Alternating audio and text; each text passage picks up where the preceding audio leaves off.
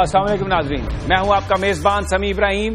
پہلے ایک نظر آج کی ٹاپ سٹوریز پر۔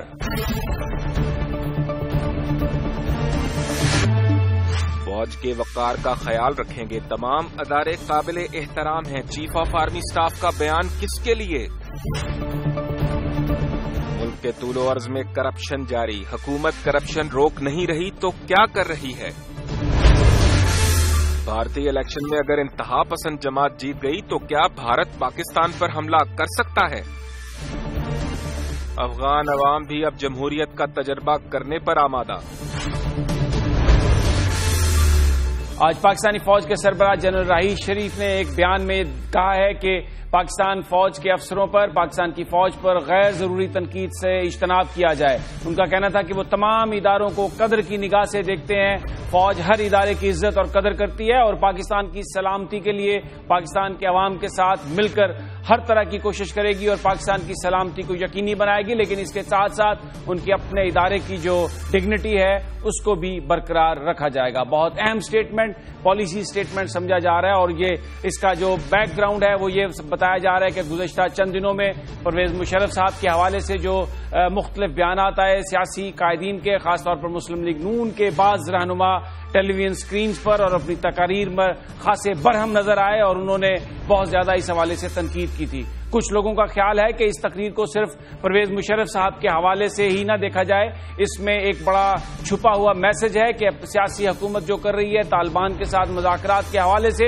اور جس طرح سے قیدیوں کی رہائی شروع ہے، اس حوالے سے بھی بڑی ریزرویشن ہے، کیونکہ بڑی محنت سے، بڑی جستجو سے اور بڑی تکالیف کے بعد، بڑی قربانیاں دینے کے بعد بہت سارے دہشت گردوں کو پاکستان کی فوج نے پکڑا تھا اور بہت سارے حلقے یہ سمجھتے ہیں کہ طالبان کے جو قیدی ہیں ان کی رہائی آخر میں ہونی چاہیے تھی جب کوئی معاہدہ طے پایا جاتا۔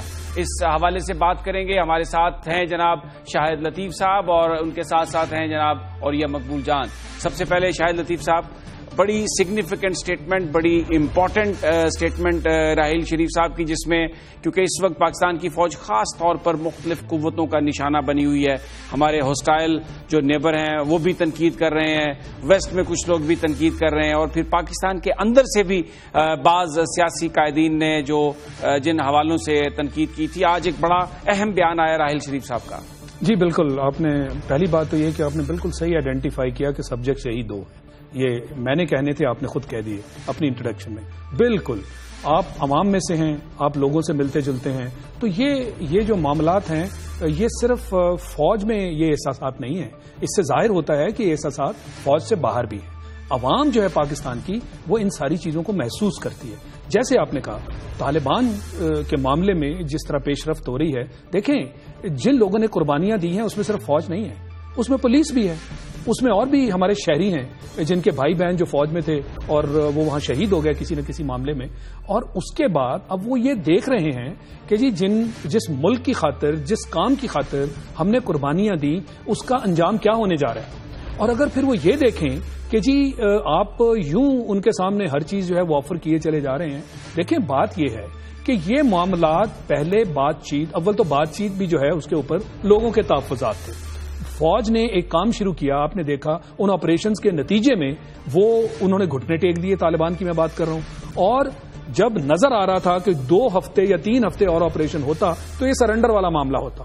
یہ پورے ملک میں یہ بحث چلی، فوج کی طرف سے بھی اس طرح کے بیانات آئے کہ آپریشن جو ہیں وہ 2 ہفتے 3 ہفتے میں یہ مکمل ہو سکتے ہیں، مگر سیاسی حکومت نے فیصلہ کیا کہ مذاکرات ہوں گے۔ فوج نے کہا جی ہم آپ کے تابع ہیں، آپ بسم اللہ کیجئے، مذاکرات کیجئے، مگر جو مذاکرات کا طریقہ ہے کیا یہ طریقہ ہونا چاہیے 1 مہینے کا سیز فائر، اس کے بعد کسی کو نہیں معلوم یک طرفہ طور پر فوری ہمیں پتا چلا کہ جی ان کے قیدی رہا کر دیے گئے۔ ایز یوزول حکومت نے اس کو بھی چھپانے کی کوشش کی، کہا جی نہیں کیے، پھر اگلے دن کہہ دیا ہاں جی کیے ہیں۔ پھر جو اسپوکس مین ہیں، یہ جو آپ کی کمیٹیز بنی ہیں ان کے، وہ جو مولانا یوسف ہے، میں ایک پروگرام میں تھا، میں نے کہا کہ یہ جو رہائی ہوئی ہے اس کے بدلے میں پتہ چلنا چاہیے کہ ہمارے کون سے لوگ رہا ہوئے ہیں۔ انہوں نے کہا جی آپ کی لا علمی ہے، یہ تو وہ لوگ ہی نہیں ہیں جو ہماری لسٹ پہ تھے، یا یہ تو وہ لوگ، یہ تو پولیٹیکل ایجنٹ ہے اور ایک نارمل سا معاملہ ہے جس کے تحت وہ عام حالات میں چھوٹے موٹے جو لوگ ہیں ان کو رہا کرتے ہیں۔ ہمارے ساتھ ہی رہیے یہاں پر شاہد لطیف صاحب، اور یہ مقبول جان ہمارے ساتھ ہیں، اور یہ آج کے اخبارات میں تصاویر چھپی ہیں ان قیدیوں کی جن کو طالبان گریٹ کر رہے ہیں، ان کو ویلکم کر رہے ہیں، تو یہ پھر عام قیدی تو نہیں تھے، یہ تو طالبان کے ہی لوگ تھے جن کو رہا کیا پاکستان کی سیاسی حکومت نے۔ دیکھیں، گزشتہ 8-10 سال سے پولیٹیکل ایجنٹ لیول پہ اور بہت سارے لیول پہ بہت سارے لوگوں کو گرفتار کیا گیا ہے، اور یہ میں اکثر کہتا بھی ہوں کہ ہم ایک ہال کرتے ہیں اور جس کے اندر جیسے بہت سارے بٹیروں کو پکڑ لیتے ہیں یا بہت سارے چڑیاں کو پکڑ لیتے ہیں، اس کے اندر ایک ایسا بندہ بھی آ جاتا ہے جو واقعی قابل ہوتا ہے کہ جو انسرجنس ہوتا ہے یا آپ کے مخالف ہوتا ہے، لیکن ایک جنرل آپ کے پاس وہ گرفتار کر لیتے ہیں، اور یہ پولیٹیکل ایجنٹ جو ہے اس کو قومی ضمانتوں کے حساب سے گرفتاریاں بڑی روٹین میں کرتا ہے۔ تو اس میں کچھ لوگ ہوتے ہیں جو واقعی اس قابل ہوتے ہیں۔ اب مجھے نہیں پتا کہ کون سے قیدی رہا کیے گئے، لیکن ہوتا یہ ہے کہ جس وقت وہ وہاں اس قید میں ان لوگوں کے ساتھ قید کاٹ لیتے ہیں تو پھر جب وہ واپس لوٹتے ہیں تو پھر وہ طالبان بن جاتے ہیں، پھر ان کے پاس اور کوئی راستہ باقی نہیں بچتا، کیونکہ پھر آپ اچھا میں آپ سے ایک اور سوال کرتا ہوں، مجھے یہ بیان فرمائیے گا کہ اب آرمی چیف صاحب کا بیان آ گیا جس میں انہوں نے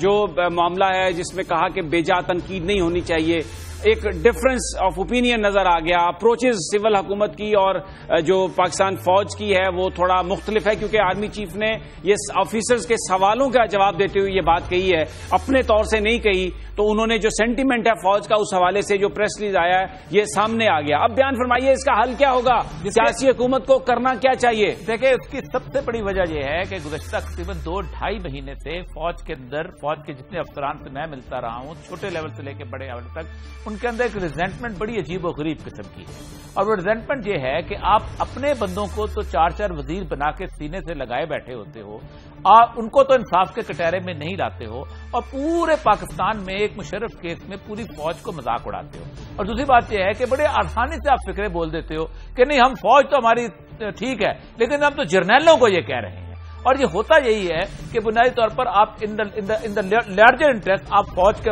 لارجر سینس آپ فوج کے بارے میں ہی ایک رویہ بنا رہے ہوتے ہیں پورے پاکستان کے اندر، اور اس سے بڑی شدید قسم کی تھی، یا تو سارے کے سارے جتنے لوگ تھے وہ سارے کٹہرے میں کھڑے ہوتے، آپ کے وزیر بھی ہوتے، اس پارٹی کے بھی ہوتے، جج بھی ہوتے، دوسرے بھی ہوتے، تب تو فوج کو اپنا یہ کبھی تصور ہی نہ پڑتا کہ ہم سنگل آؤٹ ہو رہے ہیں پورے پاکستان کے اندر صرف اس وجہ سے۔ ان کو سنگل آؤٹ ہونے کی وجہ سمجھتے ہیں کہ ہمیں ملائن کیا جا رہا ہے، اور یہ ملائن کرنے کے جس افسر نے سوال کیا ہے اس نے سوال بھی اسی بنیاد پر کہ ہمیں کیوں ملائن کیا جاتا ہے۔ بلوچستان میں ہم مار کھا رہے ہیں، بلوچستان میں ہم لوگوں کے خلاف جدوجہد کر رہے ہیں، ہمارے بندے مر رہے ہیں، کوئٹہ کے اندر مر رہے ہیں، سوات کے اندر مر رہے ہیں، سیلاب میں ہم جاتے ہیں، فلاں جگہ ہم جاتے ہیں، اور اس کے باوجود بھی ہم سے آنکھیں نکالی جاتی ہیں اور ہمیں اکیلا مجرم قرار دیا جاتا ہے، تو یہ بہت بڑی غلط بات ہے۔ تو یہ اصل میں ہمارے ساتھ ہی رہیے، اور یہ آپ کا بالکل آپ نے یہ درست فرمایا، آپ کی بات کی سمجھ بھی آ گئی۔ اب آپ سے یہ جاننا چاہوں گا شاہد صاحب کہ فوج کا سینٹیمنٹ آفیسرز کے سوالات کی صورت میں سامنے آ گیا، اب کیا فوری طور پر کرنا ہوگا سیاسی حکومت کو یہ جو ایک ڈفرینس آف اوپینین ہے یا اس گیپ کو برج کرنے کے لیے، کیونکہ سول ملٹری ریلیشن شپ تو بہت اہم ہے اس پاکستان کے مستقبل کے لیے؟ دیکھیں، یہ بڑی افسوسناک بات ہے کہ اس حد تک بیان بازی ہوئی کہ پچھلے 2.5-3 مہینے جیسے اوریہ صاحب فرما رہے تھے کہ جنرل مشرف کا نام لیتے ہوئے پوری فوج پہ تنقید کی گئی اور کہا گیا کہ فوج ان کو چھپا کے بیٹھی ہوئی ہے، فوج ان کو نہیں آنے دے گی، یہ تو بالکل جو ہے قانون کے دائرے میں نہیں آئیں گے اور یہ کورٹ بھی نہیں جائیں گے، وہ سب کچھ غلط ثابت ہوا۔ تو کدھر گئی وہ ساری بیان بازی؟ اب جب یہ ہو بھی گیا تو اس کے بعد بھی جو تقاریر آ رہی ہیں ان تقاریر میں الجرائم کہا جا رہا ہے کہ جی جنہوں نے انگوٹھے لگائے وہ بھی جرائم کے مرتکب ہوئے، ابھی تو جرم ثابت نہیں ہوا۔ ایک پر اس پہ کمنٹ فرمائی، کیونکہ آپ کے آرمی میں سورسز بھی ہیں، یہ کہا جا رہا تھا کہ وہ جب پیش ہوئے عدالت میں تو ایک انڈرسٹینڈنگ تھی کہ وہ عدالت میں پیش ہو جائیں گے، فرد جرم عائد ہو جائے گی، اس کے بعد ان کو علاج کے لیے باہر جانے کی اجازت دی جائے گی۔ اس انڈرسٹینڈنگ کو وائلیٹ کیا سیاسی حکومت، پھر تو وہ نہیں ہوا، نہیں پھر تو وہ نہیں ہوا۔ تو مقصد یہ ہے غصہ اسی لیے تو نہیں ہے کہ وہ انڈرسٹینڈنگ پر میں نہیں سمجھتا جی، میں نہیں سمجھتا. یہ ساری باتیں زمچن بیس تھیں اور ان سب باتوں میں نہیں سمجھتا حقیقت ہے. رزلٹ بالکل اس کے برعکس نکل آئے، وہ چلے بھی گئے، فرد جرم بھی عائد ہو گئی. اب کھلم کھلا جو ہے آپ تنقید جو ہے وہ کیے چلے جا رہے ہیں اور آپ کراس کرتے ہیں لمٹس کو. ایک آدمی جیسے ابھی اوریہ صاحب کہہ رہے تھے، آدمی کو کہتے ہوئے پھر جرنیلوں کی ٹرمینالوجی یوز ہوتی ہے، پھر جرنیلوں سے آگے فوج کی ٹرمینالوجی یوز ہوتی ہے. بہت شکریہ شاہد لطیف صاحب. بڑی امپورٹنٹ بات انہوں نے کہی کہ ایک صرف آدمی کا نام لے کر بڑے طریقے سے پوری فوج کو ملائن کرنے کی کوشش کی گئی جو قطعی طور پر غلط ہے. اس کو ٹالریٹ نہیں کیا جا سکتا. اور اس کے ساتھ ساتھ ان کا یہ کہنا ہے کہ یہ قطعی طور پر یہ تاثر بھی غلط ہے کہ فوج کسی ڈیل میں ملوث تھی پرویز مشرف صاحب کے حوالے سے، اور وہ جو ساری قیاس آرائیاں تھیں جب وہ عدالت میں پیش ہو گئے تو دم توڑ گئیں کہ وہ کسی ادارے کی سینکٹریٹی کو نہیں مانتے. پاکستان فوج کی جو بیشنگ ہے مختلف حوالوں سے جو سیاستدانوں نے کی ہے اس سے پرہیز کرنا نہایت بہتر ہوگا، وگرنہ سول اور ملٹری ریلیشن شپ آگے چل کر خراب ہو سکتے ہیں جو اس ملک کے لیے تباہ کن ہوں گے. ناظرین، یہاں پر ہم لیتے ہیں ایک بریک، اور بریک کے بعد ایک اور اہم معاملہ کرپشن کا بات کریں گے انصار عباسی صاحب سے، کیونکہ حکومتی وعدوں کے باوجود گزشتہ 10 ماہ میں پاکستان میں نہ تو کرپشن میں کمی ہوئی اور نہ ہی کسی سے لوٹی ہوئی دولت واپس لانے میں کامیابی حاصل ہوئی. لیکن یہ سب ایک بریک کے بعد.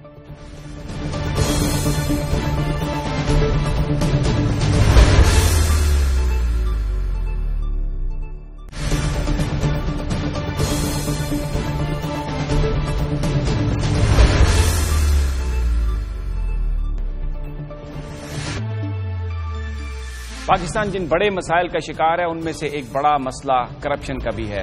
جو انتخابات ہوئے گزشتہ اس میں تمام سیاسی جماعتوں کا یہ نعرہ تھا کہ کرپشن کو ختم کریں گے، اور بالخصوص پاکستان مسلم لیگ نواز کو جو ووٹ ملے، بہت سارے لوگوں کا پاکستان میں خیال ہے کہ وہ مینڈیٹ اس لیے ملا، لوگ یقین کرتے تھے کہ وہ کرپشن کو ختم کریں گے، اقربا پروری کو ختم کریں گے. اور میاں نواز شریف کی اس حوالے سے ایک بہت کلیئر واضح ان کا ایک پیغام بھی تھا. اس حکومت کو آئے ہوئے بھی بہت سارا ٹائم گزر گیا ہے. بہت سارے لوگ یہ توقع کر رہے تھے کہ جیسے یہ حکومت آئے گی بہت سارے وہ لوگ جنہوں نے پاکستان کی قومی دولت کو لوٹا ہے ان کو پکڑا جائے گا، ان سے دولت وصول کی جائے گی. اور اس کے ساتھ ساتھ یہ بھی تھا خیال لوگوں کا کہ جو اس وقت اداروں میں جو کرپشن ہو رہی ہے وہ بھی رکے گی. لیکن بہت سارے لوگ اس صورتحال کو دیکھ کر یہ کہہ رہے ہیں کہ اس وقت بھی جو صورتحال ہے وہ کوئی ماضی سے زیادہ مختلف نہیں. اور آج ایک کالم بھی چھپا، انصار عباسی صاحب جو ممتاز صحافی بھی ہیں، تجزیہ نگار بھی ہیں، انہوں نے اسی حوالے سے گفتگو کی. وہ ہمارے ساتھ موجود ہیں. پاکستان میں کرپشن کی جو صورتحال ہے، کیوں یہ بیماری نہیں رک سکی، اور میاں نواز شریف صاحب کا ایک یہ وعدہ بھی تھا، کیوں ابھی تک وہ عملی جامہ نہیں پہنا سکے ان کوششوں کو، کرپشن کو روکنے کی کوششوں کو. انصار عباسی صاحب سے بات کریں گے. السلام علیکم جناب انصار عباسی صاحب. جی وعلیکم السلام. عباسی صاحب، آج آپ کا ایک کالم بھی چھپا ہے، بڑا زبردست کالم ہے، جس میں آپ نے یاد دلایا ہے حکمرانوں کو کہ وعدہ تھا کرپشن کو روکنے کا. یہ بیان فرمائیے گا کہ کیا وجہ ہے کہ انتخابی مہم میں یہ ایک بہت بڑا نعرہ بھی تھا، بہت سارے لوگوں کو یقین بھی تھا، لیکن بہت سارا ٹائم گزر گیا، ابھی تک کرپشن کے حوالے سے کوئی کامیابی حکومت کو ملتی ہوئی نظر نہیں آ رہی؟ دیکھیں، جو بالکل جیسے آپ نے پوائنٹ آؤٹ کیا کہ جب الیکشنز ہوئے تو سب سے بڑا نعرہ، اور جس میں آپ دیکھیں کہ میاں نواز شریف صاحب اور شہباز شریف صاحب یہ تو ریپیٹڈلی کہتے رہے کہ جی، کبھی ریفر کرتے تھے کہ علی بابا 40 چور، کبھی کہتے تھے کہ لٹیرے، یہ وہ سب کچھ، اور ہم یہ کہ جب ہم اقتدار میں آئیں گے تو ہم لوٹی ہوئی دولت واپس لے کے آئیں گے، ہم احتساب کریں گے، ہم لوگوں کو کٹہرے پہ لے کے جائیں گے. لیکن آپ دیکھیں کہ 10 ماہ گزر گئے، لیکن اکاؤنٹیبلٹی جو ہے وہ بالکل زیرو ہے. کسی بھی قسم کی کوئی اکاؤنٹیبلٹی نہیں کی جا رہی. اور پھر جو سب سے کنٹروورشل بات ہے کہ آپ دیکھیں کہ ایکسپیکٹ آپ یہ کرتے تھے کہ نیب کو بہت زیادہ زبردست قسم کا ایک ایسا انسٹیٹیوشن بنایا جائے گا کہ وہ صحیح طریقے سے اکاؤنٹیبلٹی ہر ایک کی کرے، چاہے وہ گورنمنٹ میں ہو یا اپوزیشن میں ہو. لیکن ٹو آر بیڈ لک، اب جس قسم کے آپ دیکھیں کہ اپوائنٹمنٹ ہوئی، اور خاص طور پہ نیب چیئرمین کی وہ جس قسم کی اپوائنٹمنٹ ہوئی، دیٹ از ہائیلی کنٹروورشل.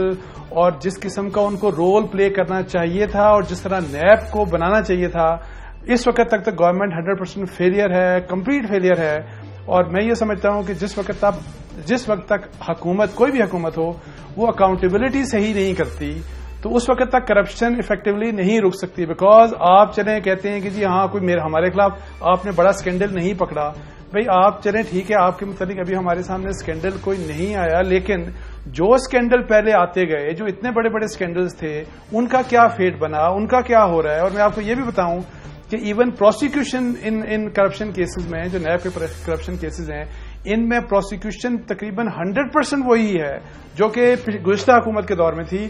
مطلب یہ ہے کہ جو بھی کیسز اس وقت ہیں آلریڈی اکاؤنٹیبلٹی کورٹس کے سامنے, جس طرح پہلے فرینڈلی پروسیکیوشن تھی اور آج بھی اسی طرح کی فرینڈلی پروسیکیوشن تھی. اور افسوس کی بات یہ ہے کہ اب ایک دفعہ بھی آپ دیکھیں کہ کوئی بھی اس سلسلے کی بات کہ جی ہم نے کیا وعدہ کیا تھا, ہم نے کیا کہا تھا کہ ہم کس طرح سے لوگوں کی اکاؤنٹیبلٹی کریں گے, اس بارے میں جب تک 10 مہینے ہو گئے, میں نے ویسے کسی ذمہ دار کو اور خاص طور پہ وزیر اعظم صاحب کو کوئی اس بارے میں کوئی ایسی بات سنتے نہیں دیکھا کہ ہم ان لوگوں کو پکڑیں گے. کسی کو نہیں, بلکہ چھوڑا گیا لوگوں کو, لوگ چھوٹ رہے ہیں. اور ابھی بھی کچھ اہم کیسز اکاؤنٹیبلٹی کورٹس میں ہیں. اور میں آپ کو بتاؤں کہ ان کیسز سے ریلیٹڈ بھی اتنے بڑے بڑے فراڈز ہوئے, لیکن ان فراڈز کو بھی اکاؤنٹیبلٹی کورٹس کے سامنے نہیں لایا جا رہا. اچھا انصار صاحب, یہ تو بالکل اکاؤنٹیبلٹی آپ نے کہا, نیب کا بھی آپ ذکر کریں, لیکن جو دوسرے ادارے ہیں جن میں مثلا پولیس ہے, جن میں FIA شامل ہے, جن میں FBR بھی ہے, جس میں کسٹمز کے لوگ بھی ہیں, جو دوسرے ادارے ہیں ان میں بھی کوئی کوشش نظر نہیں آتی کسی سطح پر بھی کرپشن کو روکنے کی. کیا آپ کیا سمجھتے ہیں, اس کی کیا وجہ ہے؟ دیکھیں, بیسیکلی گورننس کا بڑا سیریس ایشو ہے کہ ٹھیک ہے کہ کچھ اس گورنمنٹ نے آ کے کہ جی کچھ چیزیں تو کی, لیکن دیکھیں گورننس کے لیے اور پھر کرپشن کو روکنے کے لیے سب سے زیادہ ضروری ہوتا ہے, جس طرح آپ نے FBR کا نام لیا, لیکن FBR تو ٹوٹلی ان کے انڈر ہے.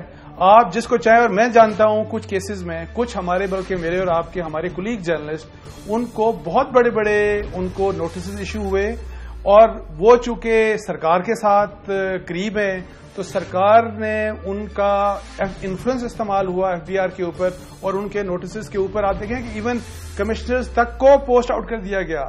تو یہ مجھے سمجھ نہیں آتی کہ جس وقت تک آپ جب اپوزیشن میں ہوتے ہیں تو آپ تو نعرے مارتے ہیں, سب کچھ کرتے ہیں, پولیس ہو, FBR ہو اور بیوروکریسی کا کوئی بھی انسٹیٹیوشن ہو, جب تک آپ اس کو ڈی پولیٹیسائز نہیں کریں گے, جب تک آپ ان اداروں کو انڈیپینڈنٹ نہیں کریں گے, میں آپ کو بتاؤں نہ کرپشن رکے گی اور نہ گورننس بہتر ہوگی.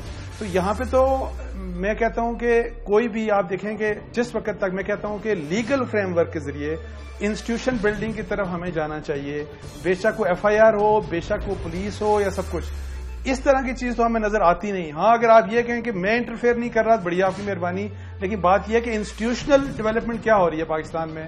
تو ان لکیلی اس لحاظ سے بالکل آپ صحیح کہہ رہے ہیں کہ آپ دیکھیں کہ عام لوگ ہیں, ان کا کسی سے بھی, بے شک وہ ریونیو کا ڈپارٹمنٹ ہے, بے شک پولیس کا ڈپارٹمنٹ ہے, یا وہ عام اداروں میں, بلکہ اسلام آباد کے اندر آپ کہیں چلے جائیں اسی طریقے سے سفارش ہے, اسی طریقے سے رشوت ہے.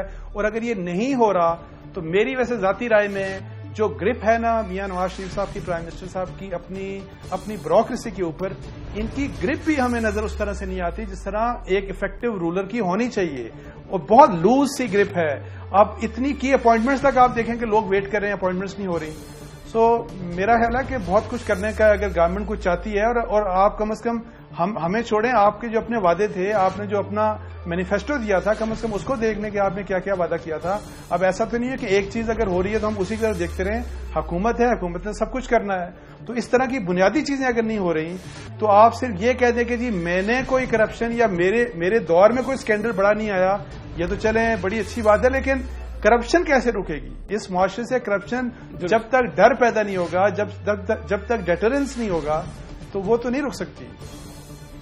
اچھا, اس پر کمنٹ فرمائیے گا کہ پارلیمنٹ کے حوالے سے بھی بڑی اطلاعات آئیں, ممبران کے حوالے سے بھی رپورٹس بھی شائع ہوئی, نہ یہ لوگ ٹیکس پے کرتے ہیں, اور پھر جو جس قسم کی ایکٹیویٹی MN ہاسٹل میں رپورٹ کی گئی, اس وقت آپ کو نظر نہیں آتا, ایک لگتا نہیں ہے ایسا کہ جیسے جو ہماری پولیٹیکل الیٹ جو ہے بلا تخصیص کے اس کا تعلق کس جماعت سے ہے, وہ پاکستان کی عوام کے جو بنیادی مسائل ہیں ان سے ڈسکنیکٹ ہے, اس سے ان کا کوئی تعلق نہیں, اور وہی جو پرانے سلسلے لوٹ مار کے تھے یا ذاتی مفادات کے, وہ اسی طرح چلائے جا رہے ہیں؟ دیکھیں, یہ بات بالکل آپ کی صحیح ہے, اور میں آپ کو بتاؤں کہ جو اس ملک کی ایلیٹ ہے, اور میں تو ہمیشہ یہ کہتا ہوں کہ جب تک اس ملک کے وزیر اعظم, آج وزیر اعظم نواز شریف صاحب ہیں, اس ملک کے منسٹرز, گورنرز, چیف منسٹرز, جب تک یہ ٹیکس نہیں دیں گے ایمانداری کے ساتھ تو اس قوم سے ٹیکس نہیں لیا جا سکتا. پھر آپ دوسروں سے ایکسپیکٹ نہیں کر سکتے کہ وہ ٹیکس دیں. اور میں جو ایون ریسنٹ ریٹرنز آئیں وہ انتہائی مذکر خیز ہیں, میں آپ کو بتا دوں.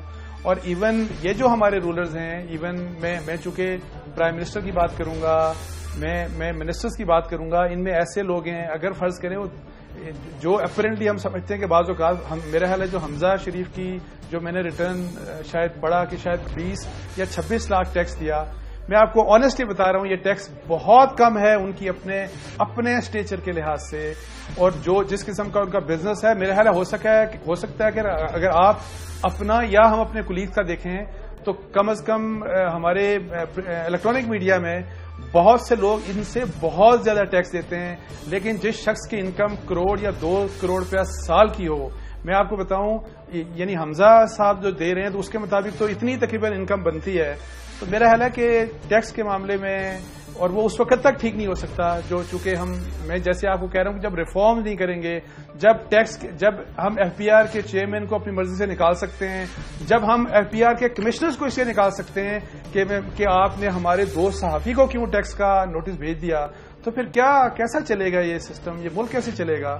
تو اس کے لیے میں تو بالکل انصار آپ نے اتنا اہم یہ معاملہ اٹھایا ہے. بالکل سوال یہ پیدا ہوتا ہے کہ پھر اب کس پر عوام اعتماد کریں, یہ رکے گا کیسے سلسلہ؟ رکتا ہوا تو نظر نہیں آ رہا. چوائسز کیا ہیں, کیسے روکیں گے, کریں گے کیا؟ دیکھیں میرا خیال ہے کہ اس کا بس یہی ہے کہ ہمیں ایک پریشر ڈیولپ کرنا چاہیے. ہمیں اپنا کم از کم اس لحاظ سے, اور ہمیں ان کو مجبور کرنا چاہیے کہ آپ انسٹیٹیوشنل ڈیولپمنٹ کریں, آپ انسٹیٹیوشن بلڈنگ کی طرف جائیں. آپ جو اس قسم کے ادارے ہیں, اکاؤنٹیبلٹی والا ادارہ صحیح اکاؤنٹیبلٹی کا ہونا چاہیے, وہ مکا والا سسٹم نہیں ہونا چاہیے. ایف بی آر ایسا ادارہ ہونا چاہیے کہ وہ انڈیپینڈنٹلی پوری دنیا, دیکھیں پوری دنیا آپ چلے جائیں, امریکہ چلے جائیں, پورے یورپ میں سب سے زیادہ جو ڈرتی ہے عوام یا لوگ ڈرتے ہیں, اور بے شک ایلیٹ ہو, وہ ٹیکس مین سے ڈرتے ہیں. ہمارے ہاں تو کہتے ہیں مسئلہ ہی کوئی نہیں, ہم ٹیکس مین کیا, کمشنر کیا, ممبر کیا, ہم تو چیئرمین کو ریموو کروا دیں گے. اتنے یعنی کہ ایسے ہمارے یہ حالات ہیں. جب تک ہم انسٹیٹیوشن بلڈنگ کی طرف نہیں جائیں گے, اس کے لیے ہمیں چاہیے کہ ان لوگوں کو مجبور کیا جائے. یہ کافی نہیں ہے کہ ہم پہلی والی حکومت سے ہم بہتر ہیں, یہ کوئی ایکسکیوز نہیں ہے. اگر آپ انسٹیٹیوشن بلڈنگ نہیں کرتے, اگر آپ کچھ لیگل فریم ورکس میں چینجز نہیں کرتے, تو پھر یہ ہے کہ یہ خرابیاں تو وہی کی وہیں رہیں گی, وہیں کی وہیں رہیں گی. بہت بہت شکریہ انصار عباسی. بڑا اہم نقطہ ان کا کہ 10 ماہ ہونے کو آئے, حکومت کا وعدہ بھی تھا, لیکن اداروں میں نظر آ رہا ہے کہ کرپشن رکتی ہوئی نظر نہیں آ رہی, اور اس کے ساتھ ساتھ کسی بگڑے مگرمچھ کو بھی نہیں پکڑا گیا جو پاکستان سے دولت لوٹی گئی تھی, اس کی ریکوری کے حوالے سے بھی کوئی ڈیولپمنٹ نہیں ہے.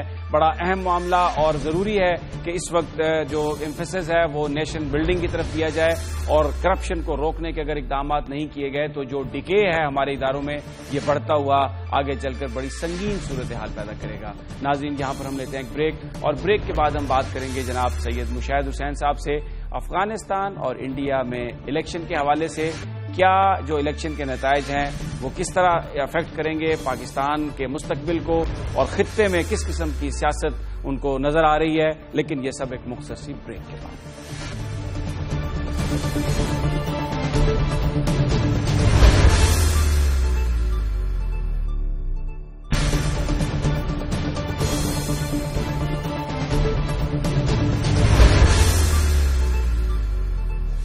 پاکستان کے دونوں ہمسایہ ممالک افغانستان اور انڈیا میں انتخابی عمل شروع ہے. افغانستان میں تو ووٹنگ ہو چکی ہے, وہاں پر گنتی جاری ہے. جو اس وقت امیدوار جن کے درمیان سخت مقابلہ ہے وہ ہیں اشرف غنی اور ڈاکٹر عبداللہ.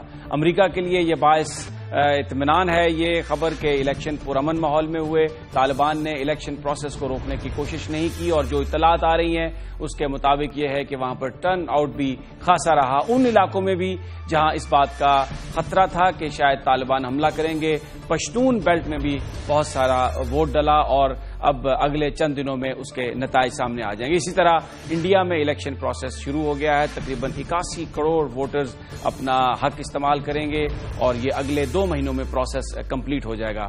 انڈیا کا جو انتخابی معاملہ ہے وہ پاکستان کے لیے بھی بہت زیادہ اہم ہے, کیونکہ جو توقع کی جا رہی ہے کہ بی جے پی الیکشن جیتے گی اور نریندر مودی جن کے بارے میں کہا جاتا ہے کہ وہ مسلمانوں کے بارے میں بڑے سخت جذبات رکھتے ہیں, وہ وزیر اعظم بنیں گے. کیا امپیکٹ ہوگا پاکستان کے ساتھ اگر نریندر مودی وزیر اعظم بن جاتے ہیں؟ پاکستان کی حکومت کے کیا چیلنجز ہوں گے اور کیا معاملات ہیں اس وقت؟ کن ایشوز پر انڈین الیکشن لڑا جا رہا ہے اس وقت؟ جو انڈین ووٹر ہے اس کے دل و دماغ میں سب سے بڑا سوال کیا ہوگا؟ اپنی سیاسی قیادت سے وہ کیا چاہتا ہے؟ آج اس حوالے سے ہم گفتگو کریں گے اور ہمارے ساتھ موجود ہیں جناب سینیٹر سید مشاہد حسین صاحب. السلام علیکم مشاہد صاحب. مشاہد صاحب, سب سے پہلے تو انڈیا پر بات کرتے ہیں. الیکشنز کا پروسیس شروع ہو گیا, بہت بڑی تعداد ہے, تقریباً 81 کروڑ لوگ ہیں ووٹ ڈالنے کے لیے. یہ بیان فرمائیے گا کہ اس وقت سینٹیمنٹ کیا ہے, کیا آپ کا تجزیہ بتا رہا ہے کہ سب سے اہم بات انڈین ووٹرز کے دماغوں میں ہوگی؟ اس وقت بنیادی ایشو جو ہے ہندوستان کے الیکشن کا, اور بڑا امپورٹنٹ الیکشن ہے, وہ ہے اکنامکس. وہ جو 10 سال کانگریس پارٹی رہی ہے اور پچھلے 2-3 سال سے جو کانگریس پارٹی کا کلیپس ہوا ہے, اقتصادی حوالے سے, حکومت کے امیج کے حوالے سے, کرپشن سکینڈل کے حوالے سے, ایک لوگ بے اطمینانی اور بیزاری سی آ گئی کانگریس سے, تھکے ہوئے لگتے ہیں کانگریس والے. تو اس وقت مومنٹم جو ہے وہ کانگریس کے خلاف بلکہ زیادہ ہے بنسبت کے مودی صاحب کے, لیکن اس کا فائدہ مودی صاحب کو شاید زیادہ ہو جائے. لیکن ہمارے ہاں تو مشاہد صاحب, پاکستان میں تو میڈیا یہ بتاتا ہے کہ جی پاکستان بیشنگ بہت ضروری ہے. مودی صاحب کا ایک بیان آتا ہے, اس کو اٹھا کے یہ بتایا جاتا ہے کہ بس انڈیا میں جو الیکشن ہے وہ اس بنیاد پر ہو رہے ہیں کہ جو پاکستان کا دشمن نمبر 1 ہے وہ الیکشن جیتے گا اور پھر اس کے بعد پتہ نہیں کیا ہو جائے گا. میں اس سے اتفاق نہیں کرتا. میں سمجھتا ہوں کہ دونوں جگہ, پاکستان ہو یا ہندوستان ہو, الیکٹریٹ بڑی میچور ہو چکی ہے. آپ خود آبزرور رہے ہیں پاکستان کے اندر بھی باہر بھی. پچھلے 5 الیکشنز جو پاکستان میں ہوئے ہیں اس میں ہندوستان فیکٹر ہی نہیں تھا. کوئی انڈیا بیشنگ نہیں ہوئی. ہاں امریکہ بیشنگ ہوئی, اکنامک ایشوز آئے, لیکن انڈیا بیشنگ نہیں ہوئی. اسی دفعہ میں نے جو مانیٹر کیا ہے انڈین الیکشنز کو بہت قریب سے, اور مشاہدہ جو میرا کہتا ہے, میرے خیال میں کوئی ایسی خاص 1-2 بیانات آئے ہیں مودی صاحب کے جو الیکشنز میں ہوتے ہیں, ایک چین کے بارے میں, ایک پاکستان کے بارے میں. بلکہ مذاق سے انہوں نے کہا کہ پاکستان تو AK-47 وہ کشمیر کے حوالے سے بات کی. میرے خیال میں کوئی انہوں نے ایسا بیان نہیں دیا جس سے کوئی ہمیں بہت زیادہ اعتراض ہو یا ہم احتجاج کریں. انہوں نے فوکس کیا کانگریس پر, کانگریس کی پرفارمنس پر, اور اپنے آپ کو پیش کیا ہے کہ میں بہتر مینیجر ہو سکتا ہوں ہندوستان کی اکانومی. اچھا, اگر الیکشن پروسیس پر نظر ڈالیں تو میں دیکھ رہا تھا کہ یہ تقریباً 2 ماہ میں یہ پروسیس کمپلیٹ ہوگا اور ریزلٹس جو ہیں وہ پھر اکٹھے اناؤنس کیے جائیں گے, اور پھر اس کے ساتھ ساتھ 17 لاکھ الیکٹرانک مشینز ہیں اور ووٹرز کی پورا ٹریل. ہمارے ہاں تو جب بھی الیکشن ہوا بعد میں یہی پتہ چلا کہ جناب دھاندلی ہو گئی تھی اور پتہ نہیں جو ووٹس ہیں اس طرح کے برآمد ہو گئے جن کی تصدیق بھی نہیں ہو سکتی. وہاں پر بھی غربت ہے, بہت زیادہ الٹریسی بھی ہے وہاں پر بہت زیادہ. لیکن الیکٹرانک مشین ہمارے لیے کیا میسج ہے اس میں؟ دیکھیں جی, میں سمجھتا ہوں نہ صرف ہندوستان, بنگلہ دیش دیکھ لیں. بنگلہ دیش میں جو مشینز آئی ہیں اس میں آپ کی فوٹو بھی ساتھ ہوتی ہے, سارا کچھ ہوتا ہے. ہماری طرح نالائکی ہے اس میں, اور ہماری نالائکی یا بدنیتی ہے اس میں. پھر بدنیتی شامل ہو جاتی ہے نا. جب آپ نالائک ہوتے ہیں, صحیح کام غلط طریقے سے کرتے ہیں, تو اس میں جن لوگوں نے اپنا کوئی ایجنڈا ہوتا ہے اس کو لے آتے ہیں. تو بدنیتی فالو کرتی ہے نالائکی کو. اگر آپ کا صاف اور شفاف سسٹم بھی ہو تو پھر اب اگر بدنیتی بھی ہو تو وہ کامیاب نہیں ہوگی. سسٹم اتنا کلیئر ہے نا. ہندوستان میں بھی لوگ چاہتے ہوں گے ریگنگ ہو, یہ تو ہر ایک کی خواہش ہوتی ہے اپنے جو الیکشن لڑ رہا ہے کہ میں جیتوں بائی فیئر مینز اور بائی رائٹ مینز. اچھا, ایک آپ نے بات کی کہ اس وقت اقتصادی صورتحال سب سے بڑا ایشو اور سیاسی جماعتوں کا ایجنڈا بھی. اقتصادی آپ نے میں نے کیوں کہا, پچھلے 10 سالوں میں پچھلے سال کا جو گروتھ ریٹ ہے ہندوستان کا 4.5% ہوا, حالانکہ اس سے پہلے 8%, 10% تک گیا ہے. تو اتنا اکنامک ڈکلائن جو ہوا ہے. پھر ہندوستان میں ہر سال جو ہیں کوئی 13 ملین نوجوان جاب مارکیٹ میں آ رہے ہیں, 1 کروڑ 30 لاکھ جن کو نوکری کی ضرورت ہے. ان کے لیے نوکری قائم کرنے کے لیے, نوکری دینے کے لیے آپ کو 8% گروتھ ریٹ چاہیے. اس سے کم ہوگا تو پھر جاب لیسنس ہوگی. تو یہ ہندوستان کی اکنامک کمپلشن بہت بڑھ گئی ہے. ڈالر کے اگینسٹ روپی گرا ہے, سو ان کے اکنامک کرائسس کافی سیریس ہوا. یہ بالکل آپ نے کہا بڑی امپورٹنٹ یہ بات ہے. تو پھر اس کا مطلب یہ ہے کہ اقتصادی صورتحال کو بہتر بنانے کی تو لوگ یہ کہتے ہیں کہ ہم سائیوں کے ساتھ تعلقات اچھے ہوں, ان کے ساتھ ٹریڈ ہو, تو انڈیا کی طرف سے پھر پریشر آئے گا. وہ جو ایک ٹریڈ ٹرانزٹ ہم کرنا چاہ رہے ہیں یا MFN اسٹیٹس جو انڈیا پاکستان سے مانگ رہا ہے, اس سے یقیناً پاکستان کو بھی فائدہ تو ہوگا, لیکن بہت سارے لوگ کہتے ہیں کہ ہم پریپیئر نہیں ہیں. انڈیا میں جس طرح سبسڈی دی جاتی ہے خاص طور پر ایگریکلچر سیکٹر میں, ہمارا جو کسان ہے, ہمارا جو زراعت کے شعبے میں ہے شخص, وہ تو بالکل پس جائے گا. لیکن آپ سمجھتے ہیں کہ انڈیا کی طرف سے پریشر ہوگا پاکستان پر کہ ٹریڈ زیادہ بڑھائی جائے؟ وہ ہمیشہ رہا ہے, ان کی ہمیشہ ترجیحات میں کیوں تجارت کی وہ بات کرتے ہیں, کیونکہ وہ سیاست کی بات نہیں کرنا چاہتے. سیاست کی بات کریں گے تو ہم کہیں گے کشمیر, کہتے ہیں اس کی بات نہ کریں. تو یہ آسان طریقہ ہے, ثقافت کی بات کر لیں, کرکٹ کی بات کر لیں, تجارت کی بات کر لیں. اور میرے خیال میں حکومت نے صحیح فیصلہ کیا ابھی حال ہی میں, اور کیونکہ میں بھی اس میں سے تھا جنہوں نے کرٹکس تھے کہ اتنی جلد بازی میں ہم ہندوستان کو MFN کی بات نہ کریں. الیکشن سے پہلے دینے کی بات ہوئی تھی. پہلے ہم نے کہا کہ ابھی یہ گورنمنٹ جو ہے یہ تو جانے والی گورنمنٹ ہے کانگریس کی, ابھی انتظار کر لیں 16 مئی تک کون نئے وزیر اعظم آتے ہیں, کیا حکومت آتی ہے, پھر ان کے ساتھ کچھ لوگ کچھ دو کی بنیاد پر, جیسے آپ نے فرمایا کہ ظاہر ہے کہ ہمارے بھی کنسرنز ہیں اقتصادی, ہماری ایگریکلچر اکانومی, اور اس سے بڑھ کے ایک اور امپورٹنٹ ایشو ہے واٹر, پانی کا ہماری بندش ہو رہی ہے ہندوستان کی طرف سے, جو ایٹ سورس روک رہا ہے پانی, تو ہم اس میں بھی تو نیگوشیٹ کریں نا. یہ ڈیمز بن رہے ہیں, براجز بن رہے ہیں, تو ہم ایگریکلچر اکانومی ہے, اگر وہ کام کرتا رہا ہندوستان تو ہمارا تو زمینیں بنجر ہو جائیں گی. اچھا, اب بہت سارے لوگ یہ چاہتے ہیں پاکستان میں بھی دوستی ہو انڈیا کے ساتھ, اور انڈیا میں بھی بہت سارے لوگ یہ چاہتے ہوں گے, لیکن ایک خاص گروپ ہے انڈیا میں بھی ہے ایسا, اور پاکستان میں بھی, جو نہیں چاہتا کہ دونوں ممالک کے درمیان تعلقات بہتر ہوں.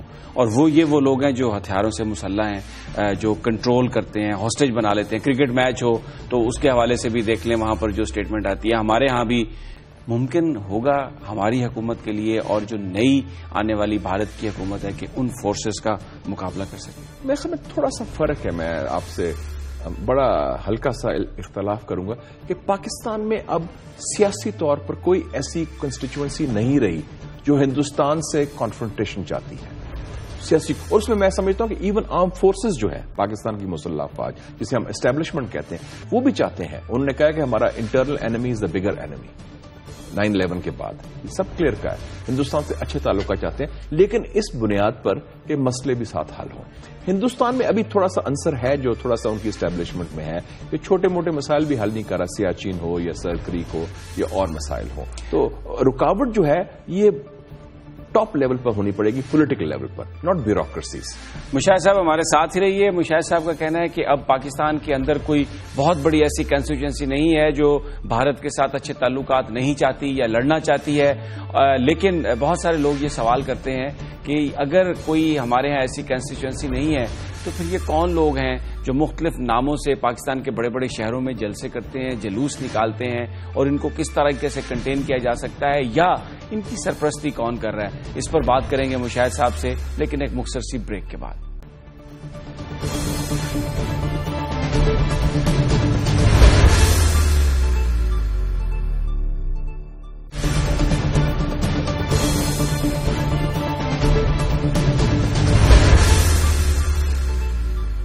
Welcome back. سید مشاہد حسین ہمارے ساتھ ہیں. بات ہو رہی ہے انڈیا کے ساتھ پاکستان کے تعلقات کی, اور جو اس وقت الیکشن ہو رہے ہیں یہ سب اس تناظر میں. بریک پر جانے سے پہلے ہم بات کر رہے تھے ان طاقتوں کا جو دونوں ممالک کے درمیان بہتر تعلقات نہیں چاہتی.